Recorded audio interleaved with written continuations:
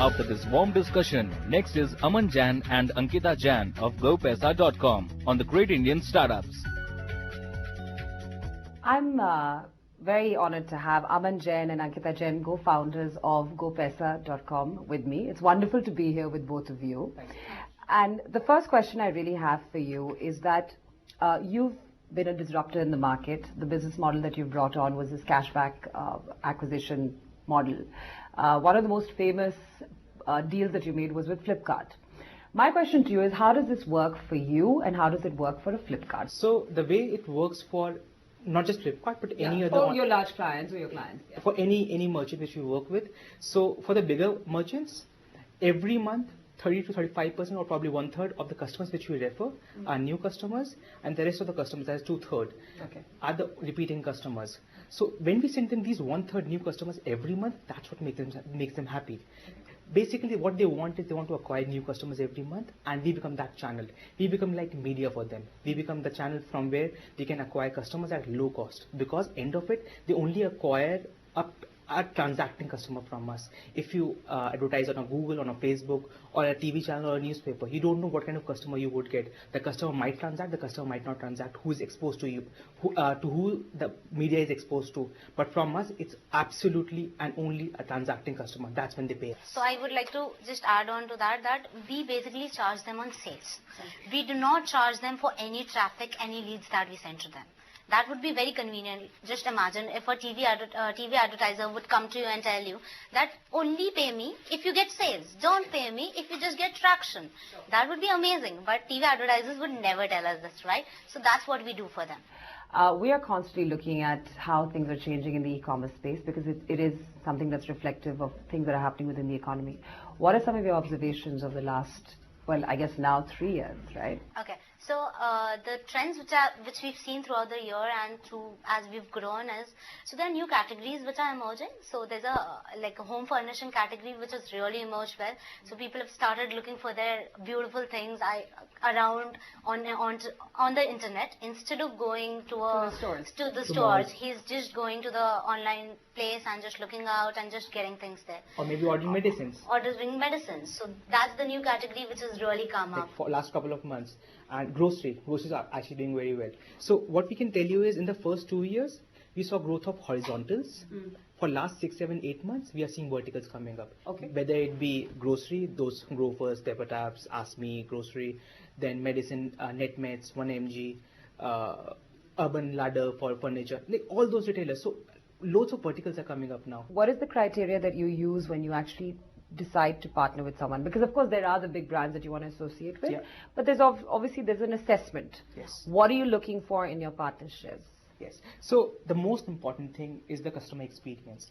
The product should be good, the value should be there at the price whatever they are selling at, and delivery experience should be excellent. How do you do your due diligence? So basically what we have is, in Delhi, whenever a new merchant approaches us, we do loads of orders from different places, not just our office address. We get them delivered to our friends in Bombay, in Bangalore, in Calcutta, in Delhi. We just check out how the experience is.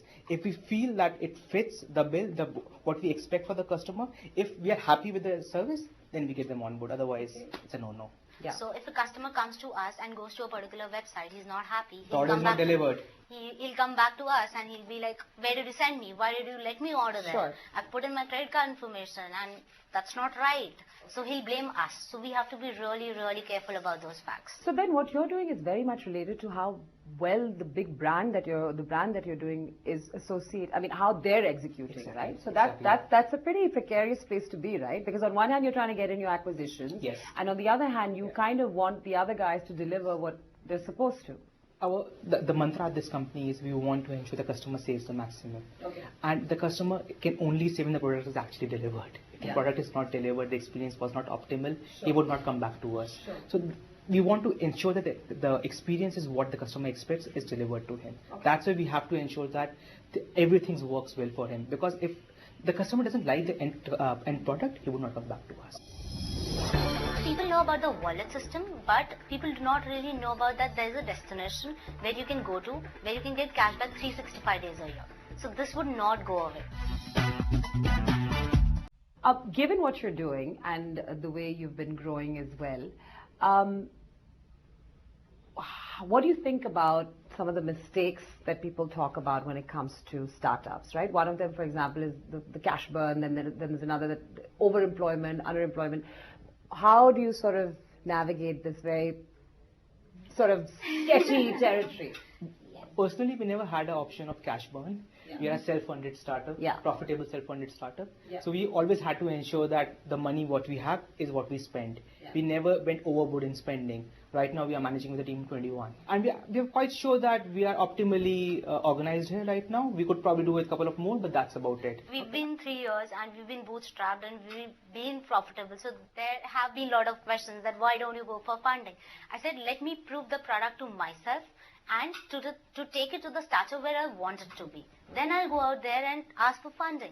Right now, I want to show them that, okay, even e-commerce people can build profitable business. We have done it with our own money, with our own small savings that we had. Yeah. That's how. So when you are looking for talent, right, what do you look for? Dedication and best in class, whatever. So right now, people we have hired, they are not the people from your IITs or IIMs, but we are quite sure if we actually take them to any contest or any judgmental rounds, they can prove that they are as good as anyone else in the market. Okay. And the main thing is you should have a passion towards what you're doing. So you have to do this for, let's say, 2 years, 3 years. So at a point of time, you're gonna get monotonous job and everything. So how do you remain motivated and everything? So if you have passion towards a particular job, you'll do it good because you love it. And if you do not love it, you're not gonna do it long. I'm asking you because there can be a lot of attrition within this particular universe, right? Because it's a hot place to be, and it's, you know, usually you've got sort of young people who are working in it, and young people have plenty of opportunities. So is that the key to it, that you keep these people? Have the same people been working for you for a while? So the first employee we had is still working for us. The first team member. So he's still with us, and he was a developer, and he's still with us, and he's been here since we started the organization. And same as with most of our people. So I don't remember anyone who's left before 1 year. Okay. That's the minimum thing we have, and most of them have been working for 2 years, and we are just 3 years old. Okay, so that's wonderful to know. Challenges. What's tough? Not being able to match salaries. Okay. So that's why probably that is the reason why we have to go to small towns to hire people. Okay. That's why we're not able to hire people from your branded institutions in the country. Sure. That is the biggest challenge. Okay. Apart from that, I think people are quite receptive to the product. People like the savings offers which we have, the offers which we provide, then people are happy with them. But then there's one more thing. So most of the people are not really aware about the product. So customer awareness is one more challenge which we are facing. So people know about the wallet system, but people do not really know about that there's a destination where you can go to, where you can get cashback 365 days a year. So this would not go away. So how does it all spread, the awareness? I mean, is it with the tie-ups? Of course, I understand that. You're also the media. But in terms of how you keep building your brand, how do you do that? So we do it through various means. We do a lot of digital advertising.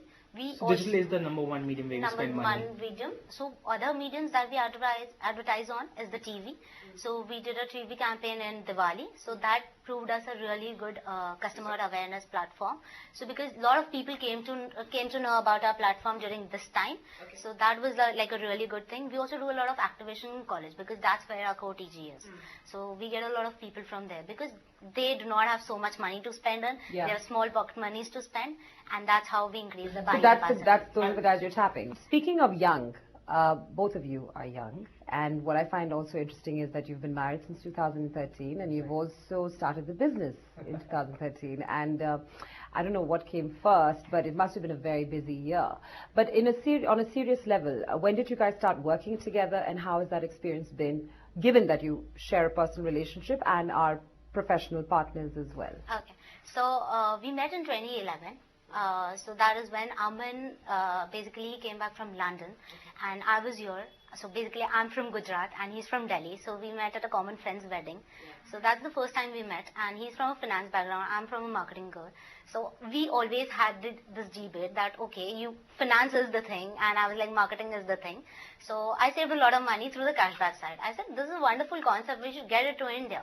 So that's when we started, and we started discussing about it. So for the first 2 years, we were only concentrating on the technology bit. Okay. Because we wanted to get the technology bit right, and then go ahead and do ahead with the marketing bit of it. There was no one in the cashback market. So with my old experience, I just really felt that the product would work in India. Okay. It has to take its time, it has to grow, it has to nurture, but that's about it. It will grow, and I think time has proven that. So here's my final question to you, which is that if I was to ask you what the next big push is going to be for you, what do you predict, and also what do you need to now get on to the next level? Because you strike me as people who are always thinking of the next thing to do. What would that be for you? So because with a concept like cashback, GoPaisa cashback, why wouldn't people want to do that? The most biggest advantage that we have is, so this cashback you can even get it if you're doing a COD. So that's like a really good thing. For going out for the masses, COD is a really important option. They do not have a credit card. All they need is a COD option. I like something, I like a t-shirt, they would just order it. Because 200 playing it out of the pocket is easier for them. But arranging for a credit card is not what is possible. Sure.